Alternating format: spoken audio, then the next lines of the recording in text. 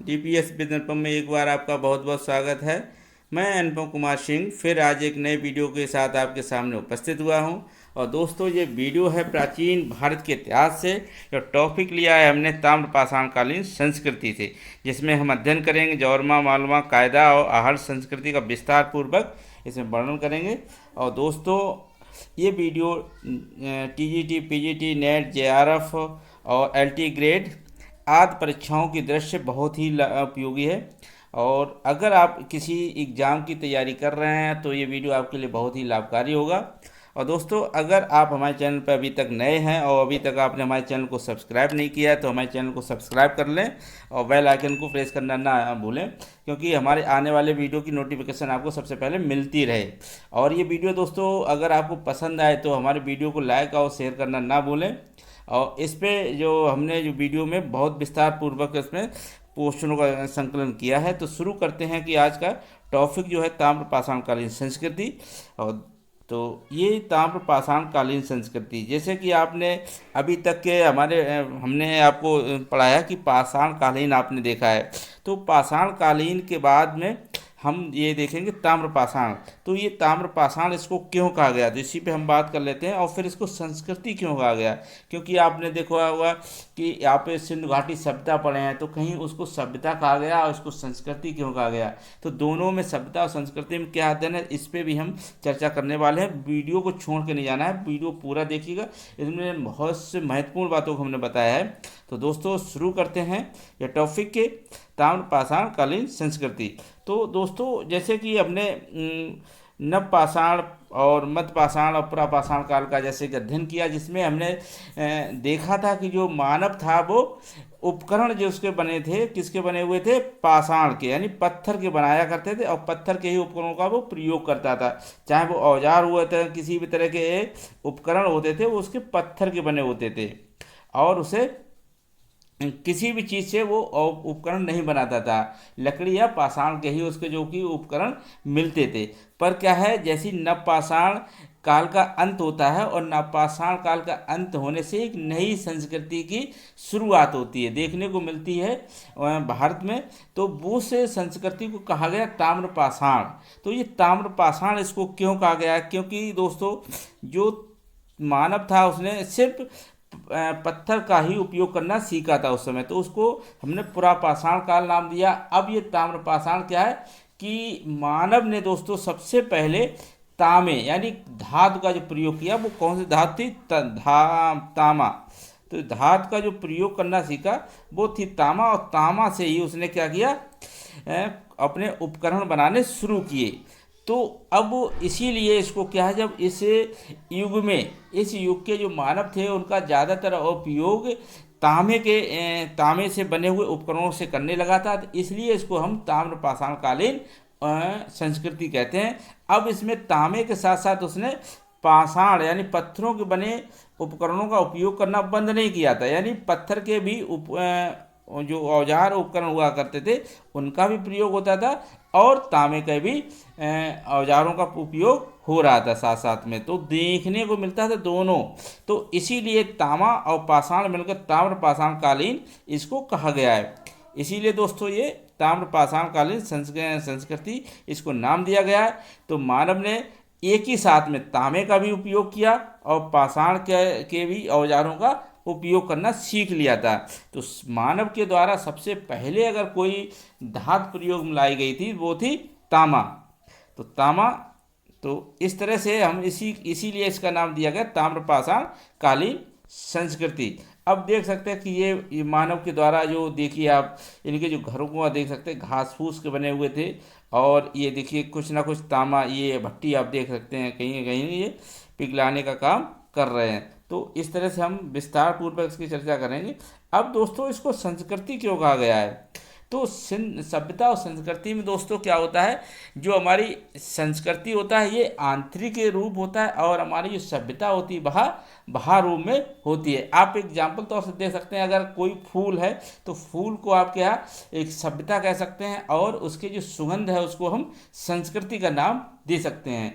तो जो हमारा जो सभ्यता होती है वो बाह्य आवरण होता है, जैसे कि हम हमारे कपड़े, रहन सहन और हमारे जो उपयोग की जाने वाली वस्तुओं को हम सभ्यता के नाम से भी जान सकते हैं। और जो हमारी संस्कृति है इसको हम अपने विचार धारा, दर्शन और लिपि, भाषा, ये हमारी क्या संस्कृति में इसको हम गिन सकते हैं। तो जो सभ्यता का जो विकास होता है अल्प समय में भी हो सकता है, मगर हमारी जो संस्कृति का जो विकास होता है वो एक लंबे पीरियड में धीरे धीरे संस्कृति का विकास होता है। तो ये संस्कृति का विकास क्या है, सभ्यता यानी सभ्य से हम किसी दूसरे की चीज़ों का प्रयोग कर सकते हैं। हम जैसे कि किसी भी चीज़ का आविष्कार, किसी भी चीज़ का आविष्कार करना ये एक संस्कृति होती है। कोई मानव के द्वारा कोई नई नई वस्तुओं की खोज करना, कोई विचार शैली उत्पन्न करना, कोई अपनी विचारधारा, लिपि या भाषा का धीरे धीरे विकास करना, ये एक संस्कृति में आएगा।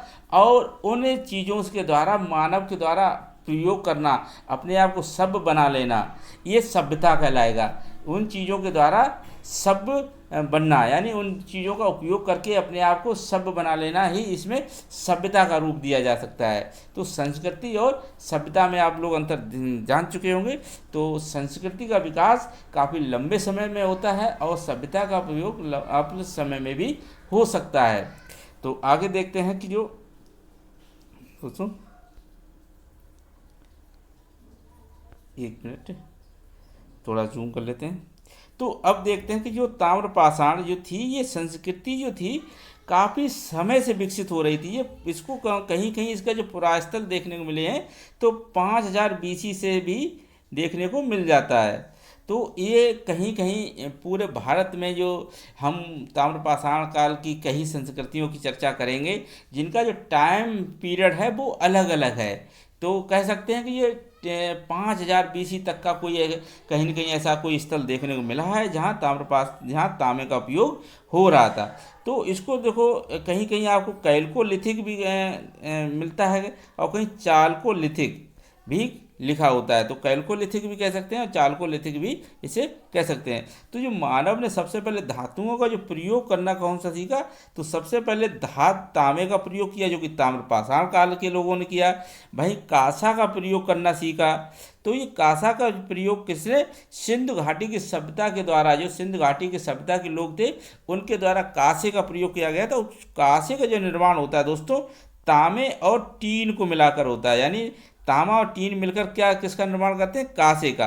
और जो लोहा का आविष्कार, तो सबसे पहले ज्ञान तांबे का होता है, कांसे का होता है, उसके बाद लोहा का होता है। जो लोहा का क्या होता है, ये हमारा वैदिक कालीन में इसका प्रयोग किया जाता है। वैदिक आर्यों के द्वारा इसका प्रयोग किया गया। लोहा का वैदिक काल में इसका लोहे का भी ज्ञान हो चुका था।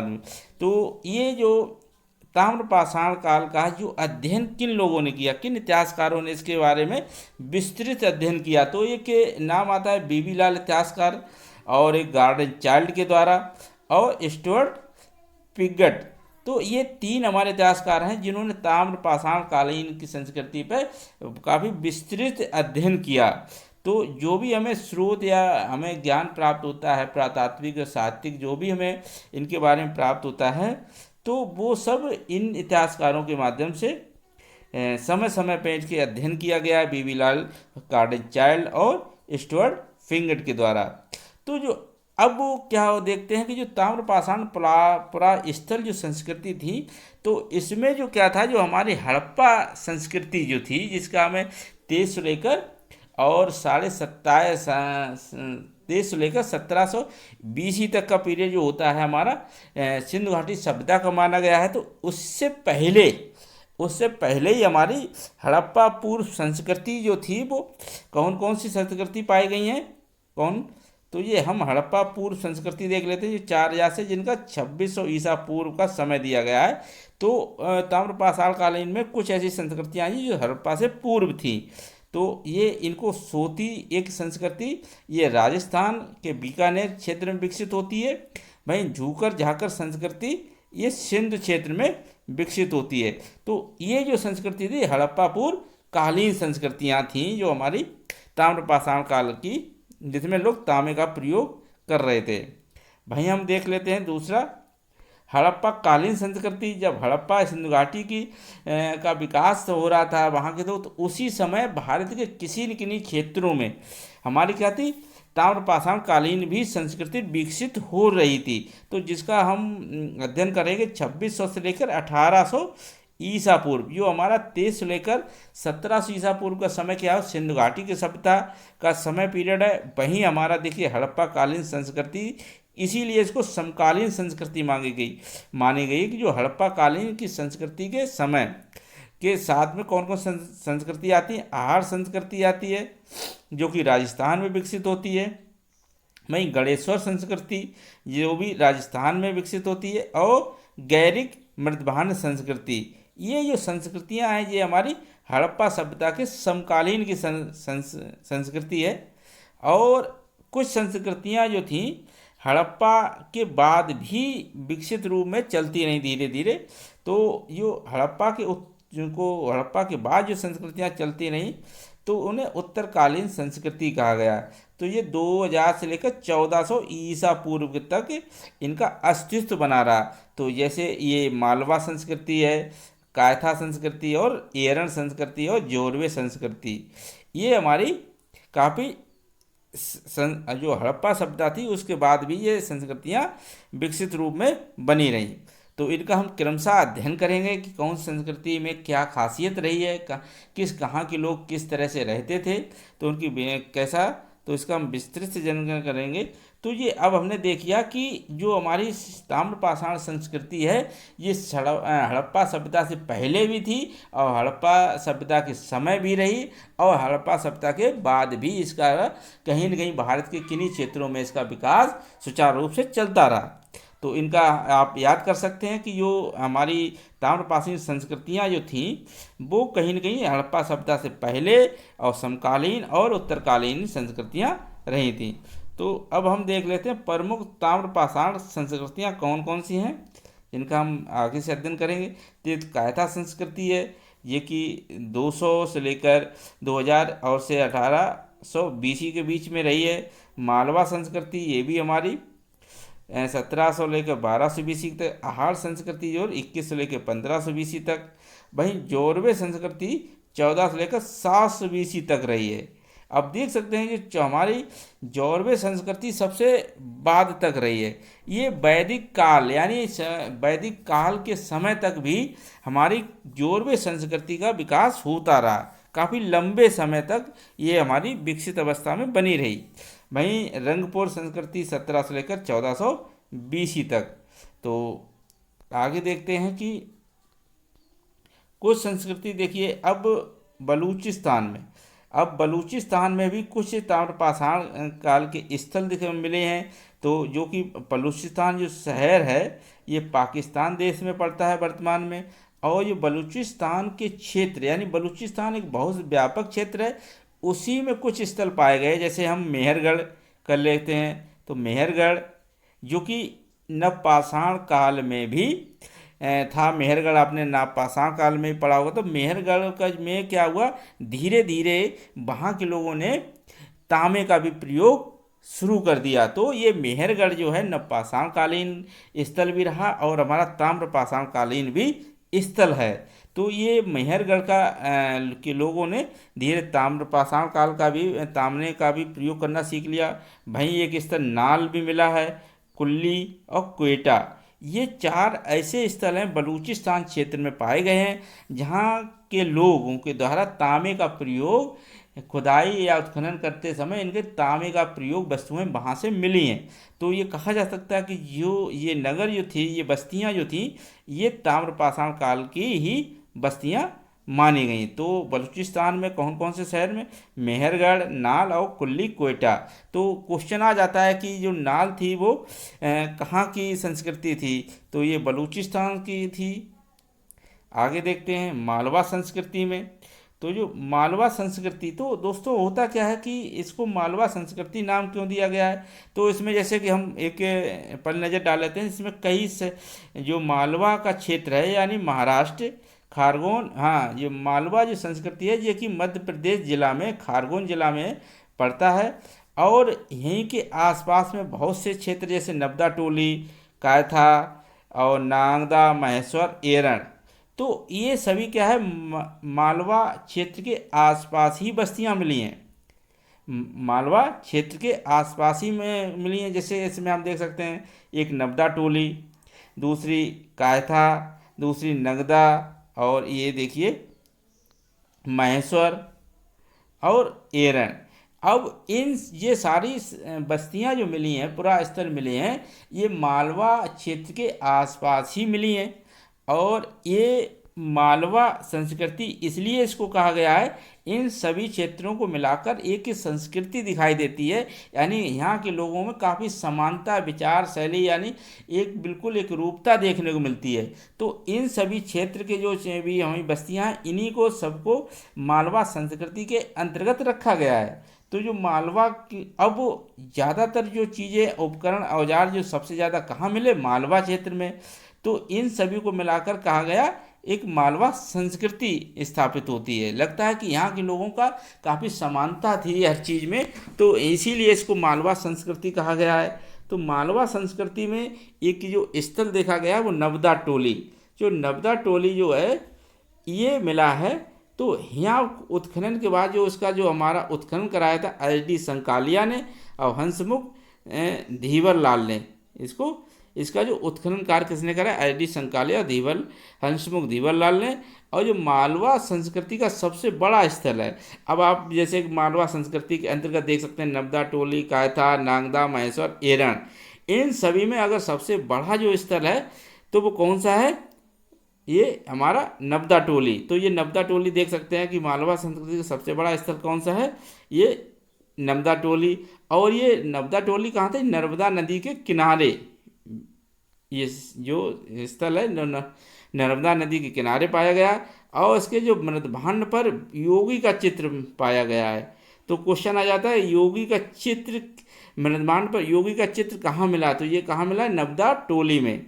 भाई देखिए, सामूहिक नृत्य के साक्ष्य कहाँ से मिलते हैं, तो नबदा टोली। उत्खनन से पता चलता है कि यहाँ सामूहिक नृत्य के साक्ष्य मिले हैं। कहाँ से, नबदा टोली। तो क्वेश्चन में देखिए, मृदभांड पर योगी की मूर्ति नबदा टोली से मिलती है, और ये नर्मदा नदी जो थी वो कहाँ किनारे थी, नबदा टोली, ये नर्मदा नदी के किनारे थी। और वही सामूहिक नृत्य के साथ भी नबदा टोली से मिलते हैं, जिसका उत्खनन कार्य एच.डी. संकालिया और हंसमुख धीवर लाल ने कराया। भाई देखिए, कायथा संस्कृति भी हम देख सकते हैं, इसका भी एक अलग नाम दे दिया क्योंकि यहाँ पर काफ़ी उत्खनन में विभिन्न चीज़ें मिली हैं।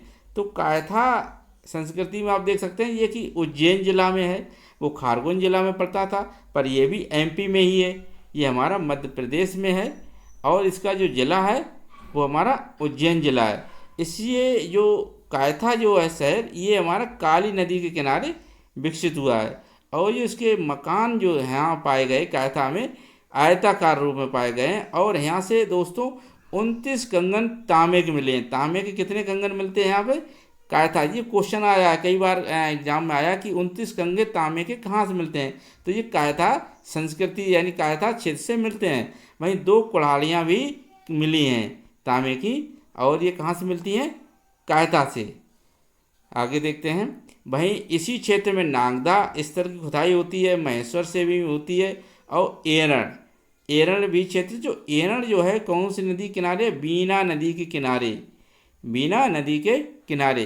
तो ये मालवा संस्कृति, कायथा संस्कृति के बारे में हमने अध्ययन कर लिया है कि अगर 29 कंगन की बात आती है तो कहाँ से, कायथा से आती है। 2 कुल्हाड़ियाँ कायथा से मिलती हैं, और योगी की जो मूर्ति ब्रह्मांड में मिलती है वो मालवा से मिलती है, नबदा टोली से मिलती है। और सामूहिक नृत्य के जो छात्र मिलते हैं वो कि नबदा टोली से, और नर्मदा नदी के किनारे कौन से, जो हमें नबदा टोली से पुरास्थल पाया गया है।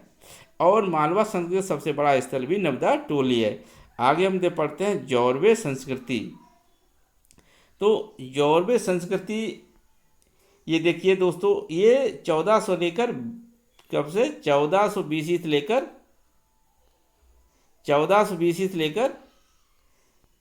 720 तक इसका समय काल रहा है। तो ये देखिए सबसे पुरानी संस्कृति यानी सबसे बाद तक बनी रही।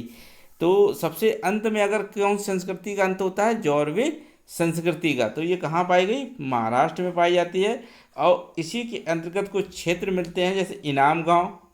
तो इनाम गांव जो है भीमा की सहायक नदी घोड़ नदी के किनारे है। तो इनाम गांव किसे नदी किनारे? घोड़ नदी किनारे। और घोड़ नदी किसकी सहायक नदी है? भीमा की सहायक नदी है। वहीं एडी संकालिया ने एमएस धवलीकर ने खोज की इसकी। एडी संकालिया और एमएस धवलीकर ने इसकी खोज की है। वहीं बांधों और नहरों के निर्माण का साक्ष्य कहाँ से मिलता है? इनाम गांव से। यहाँ से बांधों और नहरों के जो निर्माण का भी साक्ष्य कहाँ से मिला है? इनाम गांव से। और समाधान जो होता था वो उत्तर दक्षिण दिशा में होता था। इनाम गांव में जो समाधान होता था वो उत्तर दक्षिण दिशा में होता था।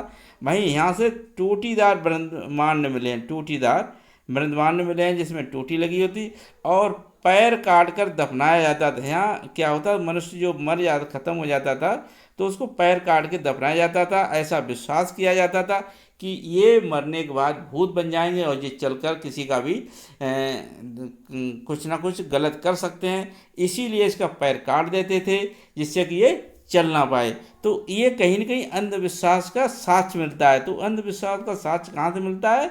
ये हमारे इनाम गांव से मिलता है। ये जौरवे संस्कृति का भी एक स्थल है जहाँ के अंधविश्वास का साक्ष्य मिलता है। वहीं दैमाबाद, ये इसके एक स्थल है दैमाबाद, और ये प्रवरा नदी के किनारे है। ये कहाँ पे है? प्रवरा नदी के किनारे है। और ऐसार, और ये प्रवरा नदी किसकी है? गोदावरी की सहायक नदी है। ये किसकी नदी है? गोदावरी की सहायक नदी है। कौन सी? प्रवरा नदी। और एसआर राव अयमन देश पार्टी ने इसका उत्खनन कराया। एसआर राव और अयमन देश पार्टी ने इसका उत्खनन कराया। और कसाई खाने का साक्ष्य भी कहाँ से मिलता है? जौरवे संस्कृति से, यानी दैमाबाद से। और कलश समाधान, यानी कलश समाधान भी कहाँ से मिलता है? दैमाबाद से मिलता है। कसाई खाने का साक्ष्य दैमाबाद से मिलता है। हाथी, गैंडे, सांड, रथ चलाते हुए मनुष्य का जो साक्ष्य मिलता है, ये कहाँ से मिलता है? दैमाबाद से मिलता है। और टोटीदार ब्रह्मांड आपने देखा ही लिया। और वहीं सबसे बड़ा ताम्रपाषाणिक स्थल भी है। अगर हम ताम्रपाषाण का सबसे बड़े स्थल की बात करते हैं तो ये कौन सा है? दैमाबाद। वहीं नमदा टोली से मालवा संस्कृति का सबसे बड़ा स्थल है। और ये जो दैमाबाद है, ये समझे जो ताम्रपाषाण की जितनी भी बस्तियां मिली हैं उनमें सबसे बड़ा अगर हम स्थल की बात करते हैं तो वो कौन सा है? दैमाबाद स्थल है। भाई इसमें देखिए जो हमारा जौरवे संस्कृति में और भी स्थल की खुदाई होती है। चंदौली होती है, सोनगांव होती है, प्रकाश, नासिक, ये सभी जौरवे संस्कृति की बस्तियां हैं। और उसमें नेवासा, ये नेवासा, नासिक, प्रकाश, सोनगांव और चंदौली। और वहीं नेवासा से पटसन का प्रथम साक्ष्य कहाँ से मिलता है? नेवासा से। ये क्वेश्चन कई बार आया है एग्जाम में कि पटसन का सबसे प्राचीनतम साक्ष्य कहाँ से मिलता है? वो नेवासा से मिलता है। तो जौरवे संस्कृति में हमने देखा है कि दैमाबाद और इनाम गांव प्रमुख स्थल हैं। वहीं इसमें और भी स्थलों की बात हुई, चंदौली, सोनगांव, प्रकाश, नासिक, नेवासा। तो नेवासा से याद रखना है कि आपको इसमें से पर्सन का साक्ष्य प्राप्त होता है। वहीं आहार संस्कृति देखते हैं। जो आहार संस्कृति है ये कहाँ से विकसित होती है? राजस्थान से। ये राजस्थान से विकसित होती है, राजस्थान से। तो ये राजस्थान से जो इसका विकास होता है तो ये कहाँ? बानस नदी के किनारे आहार संस्कृति है जो बानस नदी के किनारे है। और ये ताम्रवती, इसको ताम्रवती भी कहते हैं। तो ताम्रवती किसको कहा जाता है? आहार को कहा जाता है, क्योंकि यहाँ तांबे के सबसे अधिक वस्तुएं मिलती हैं, इसीलिए ताम्रवती भी कहा जाता है। तो क्वेश्चन आया ताम्रवती किसको कहा जाता है? आहार को कहा जाता है। और यहाँ पत्थर के घरों का निवास के साक्ष्य मिलते हैं। यहाँ पत्थर के बने हुए घरों के निवास मिलते हैं। ये आहार संस्कृति की विशेषता है। और वहीं इसी आहार संस्कृति का एक इस बस्ती मिलती है गिलुंद। तो गिलुंद में क्या खासियत है? तो यहाँ अग्निकुंड का साक्ष्य कहाँ से मिलता है? ये गिलुंद से मिलता है। और पक्की ईंटों का साक्ष्य कहाँ से मिलता है? गिलुंद से। तो अग्निकुंड का साक्ष्य और पक्की ईंटों का साक्ष्य कहाँ से मिलता है? गिलुंद से। पर यहाँ की जो मानव था वो इनका उपयोग नहीं करता था, बस इसके साक्ष्य मिले हैं पक्की ईंटों के पर वो उसके घर जो होते थे कच्ची मिट्टी के ही बने थे, घास फूस के बने होते थे, पर पक्की ईंटों का कोई भी घर का साक्ष्य नहीं मिलता है। वहीं देखिए इसका एक बस्ती और मिलती है, बालाथल से मिलती है आहड़ संस्कृति के अंतर्गत। यहाँ से योगी की मूर्ति मिलती है, तो योगी की मूर्ति बालाथल से मिलती है। वहीं कुष्ठ रोग का प्राचीनतम साक्ष्य कहाँ से मिलता है? बालाथल से मिलता है। प्राचीनतम साक्ष्य जो मिलता है कुष्ठ रोग का वो बालाथल से मिलता है। वहीं गणेश्वर एक बस्ती पाई गई आहड़ संस्कृति के अंतर्गत। ये कहाँ? साहिबी नदी के किनारे है। ये कहाँ पर है? साहिबी नदी किनारे, जो कि सोहन की सहायक नदी है। साहिबी नदी किसकी सहायक नदी है? सोहन नदी की। और इसी के अंतर्गत एक बस्ती बागौर और ओजियाना, ये सभी हमारे आहड़ संस्कृति के क्षेत्र हैं। तो ओजियाना हुआ, बागौर हुआ, गणेश्वर हुआ, बालाथल और गिलोंद, और ये बस्तियां हैं वो आहड़ संस्कृति की हैं। तो आहड़ संस्कृति के अंतर्गत जो भी बस्तियां मिली हैं, तो इनमें कहीं न कहीं किसी समरूपता पाई गई, इसके लिए इसको आहड़ संस्कृति के, क्योंकि जो यहाँ पर बस्तियां मिली हैं वो कहीं न कहीं आहड़ संस्कृति के समय के साथ साथ विकसित होती हैं, समय के साथ साथ ही विलुप्त हुई। इसीलिए इन सारी बस्तियों को आहड़ संस्कृति के अंतर्गत रखा गया, क्योंकि यहाँ कहीं न कहीं उपकरण और औजारों में काफ़ी समानता पाई गई है। तो बालाथल से योगी की मूर्ति मिलती है, कुष्ठ रोग का प्राचीनतम साक्ष्य है, बालाथल से मिलता है।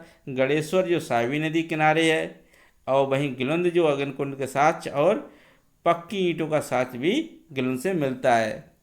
आगे देखते हैं दोस्तों,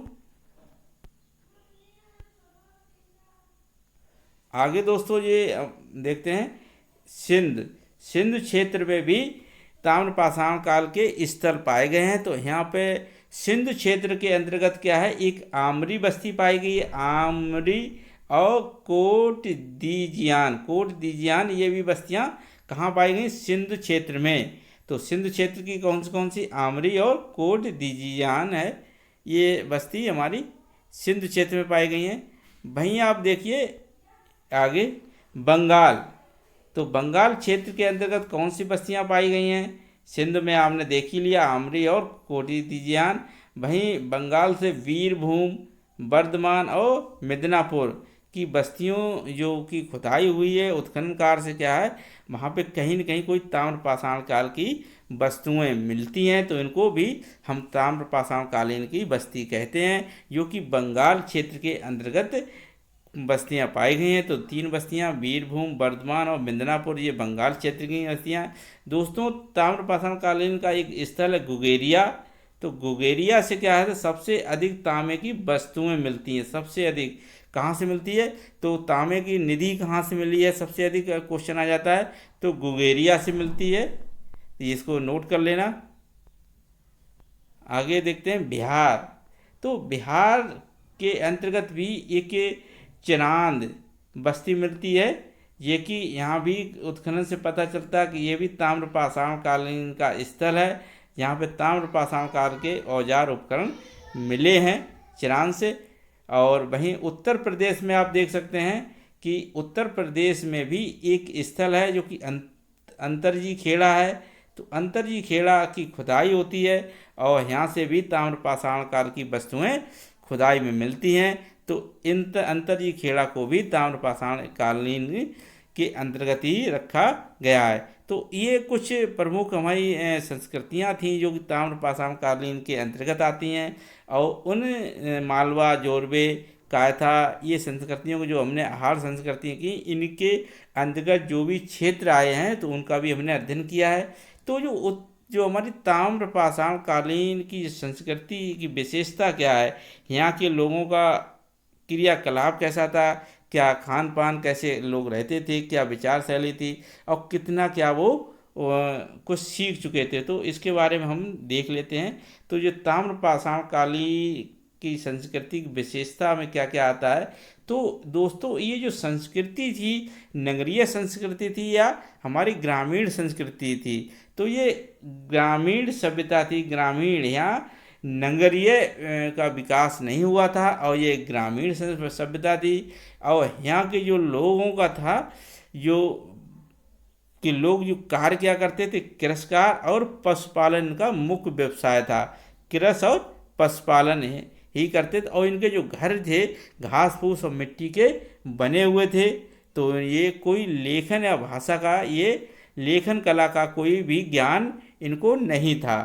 तो दोस्तों जो हमारी ताम्रपाषाण कालीन की जो संस्कृति है, इनके यहाँ के मानव को लेखन कला का कोई ज्ञान नहीं था और इनका जो व्यवसाय था वो कृषि और पशुपालन था। और यहाँ की जो सभ्यता थी कैसी थी, ग्रामीण थी। तो जो कृषि के अंतर्गत ये लोग किन अनाजों की खेती करते थे, गेहूँ, चावल, बाजरे, उड़द, मूंग, मसूर और की कृषि करते थे। तो क्वेश्चन आ जाता है मूंग, मसूर, उड़द, तो 3 दालें हैं जो जिनका ये इनको ज्ञान था और ये इसकी कृषि के अंतर्गत इसको पैदा करते थे। बाजरे और चावल और गेहूँ का भी इनको ज्ञान था। भाई ये इनकी जो देवी हुआ करती थी वो मातृ देवी की पूजा करते थे दोस्तों। तो ताम्रपाषाण कालीन के लोग किसकी पूजा करते थे, मातृ देवी की पूजा करते थे और इनको वस्त्र निर्माण से परिचित थे। तो ये वस्त्र निर्माण से परिचित थे, यानी ये कहीं न कहीं अपने वस्त्रों का निर्माण करते थे जो कि उपयोग करते थे। और चाक पर बने काले और मृदभांड पाए गए। तो ये चाक के द्वारा, हाथों और चाक के द्वारा इन्होंने मृदभांड बनाना शुरू कर दिया था। तो जो मृदभांड कहते थे काले और लाल तरह के, काले और लाल मृदभांड थे, ये हमारे मृदभांड का भी इन्हें ज्ञान था। कायथा और एरन और इनाम गांव की जो बस्तियां हुआ करती थी दोस्तों, कायथा, एरन और इनाम गांव की जो बस्तियां थीं वो किलाबंद थीं। अगर कोई ये गांव है और इसके चारों तरफ एक बाउंड्री किलाबंद और यहाँ पे एक गेट होता था, इसको हम किलाबंद कहते हैं। कि कोई बस्ती को चारों तरफ से किसी दीवार से घेर देना और एक ही दरवाज़ा होना, इसको किलाबंद बस्ती कहते हैं। तो कौन कौन सी किलाबंद बस्तियाँ थीं, कायथा, एरन और इनाम गांव। ये आ जाता है कि कहाँ ताम्रपाषाण कालीन की कौन सी बस्तियाँ किलाबंद थीं। तो आप देख सकते हैं कायथा, एरन और इनाम गांव की बस्तियाँ थीं। आगे दैमाबाद, इनाम गांव की नगरीकरण प्रक्रिया आरंभ हो चुकी थी। तो अब देख सकते हैं कि हमारी जो ताम्रपाषाण कालीन की संस्कृति ग्रामीण थी, पर कहीं न कहीं दैमाबाद और इनाम गांव में क्या है, नगरीकरण की प्रक्रिया आरंभ हो चुकी थी। दैमाबाद और इनाम गांव की जो प्रक्रिया थी वो नगरीकरण की प्रक्रिया आरंभ हो चुकी थी कहीं न कहीं। और जो सोने के आभूषण कहाँ से मिलते हैं, तो पूरी जो ताम्रपाषाण कालीन की जितनी भी बस्तियाँ मिलती हैं उनमें से सिर्फ सोने का आभूषण सिर्फ जोरवे संस्कृति के अंतर्गत ही मिलते हैं। तो ना तो मालवा, अहाड़, कायता किसी भी संस्कृति के अंतर्गत सोने का आभूषण नहीं मिलते हैं खुदाई में। सिर्फ जोरवे संस्कृति के स्थल से प्राप्त सोने के आभूषण होते हैं। तो यह बात बहुत इंपॉर्टेंट है दोस्तों, नोट करना है इसको। पश्चिमी भारत में क्या था, पूर्ण समाधान था, यानी जो भी मृत का जो शरीर होता था उसको पूर्ण तरह से दफना दिया जाता था या उसको जला दिया जाता था। तो ये पूर्ण समाधान होता था। वहीं पूर्वी भारत में क्या था, आंशिक समाधान होता था, आंशिक समाधान होता था। अब ताम्रपाषाण जो संस्कृति है ये क्या है, 1000 BC तक समाप्त हो जाती है। जो हमारी ताम्रपाषाण संस्कृति जो बस्तियां पाई गई हैं तो ये कहीं न कहीं 1000 BC तक आते आते समाप्त हो गई थी। सिर्फ एक जोरवे संस्कृति जो थी, जोरवे संस्कृति के साक्ष्य क्या है, 700 BC तक भी मिलते रहे हैं। 700 BC के बाद इसका कोई भी ऐसा उपकरण नहीं मिलता है जो कि जोरवे संस्कृति से मिलता हो। तो जोरवे संस्कृति सबसे लास्ट तक बनी रही है। तो इस तरह से हम देख सकते हैं कि जो हमारी ताम्रपाषाण संस्कृति है जी 5 BC से लेकर 700 BC तक एक लंबे समय तक इसका रूप बना रहा है। इसीलिए दोस्तों क्या होता है, इसको हम संस्कृति के नाम से जानते हैं, क्योंकि जो इसकी विचार शैली, इसकी जो दर्शन शास्त्र जो भी इसका हुआ विकास वो एक लंबे समय से हुआ। तो ये था दोस्तों हमारा ताम्रपाषाण कालीन संस्कृति पे का वीडियो, और इस पर हमने उन सभी महत्वपूर्ण प्रश्नों को लिया है जो कि किसी न किसी एग्ज़ाम में अभी तक आए हैं या आगामी परीक्षाओं में कहीं न कहीं आ सकते हैं। तो इनका आप सही से अध्ययन कर लें और कहीं ना कहीं आपको ये अभी तक देख, इसमें ऐसा कोई सा क्वेश्चन नहीं है जो हमने ना लिया हो। तो दोस्तों ये था आज का सेशन, आपको कैसा लगा हमें कमेंट करके ज़रूर बताएं कि इसमें कौन से क्वेश्चन को हमने छोड़ दिया है, और या कोई इस पे कोई कन्फ्यूजन्स है कहीं पे बनी है तो हमें कमेंट बॉक्स करके ज़रूर पूछें। और ये वीडियो अगर आपको अच्छा लगा है तो दोस्तों हमारे चैनल को सब्सक्राइब भी कर लें, और वीडियो को लाइक और शेयर करना ना भूलें। और मिलते हैं दोस्तों किसी नई वीडियो में, तब तक के लिए जय हिंद दोस्तों। और अपना अध्ययन करते रहें सही से, और किसी न किसी परीक्षा की आप तैयारी कर रहे हो कि आशा करता हूँ आप जल्दी ही आपको सफलता मिले। और नमस्कार दोस्तों।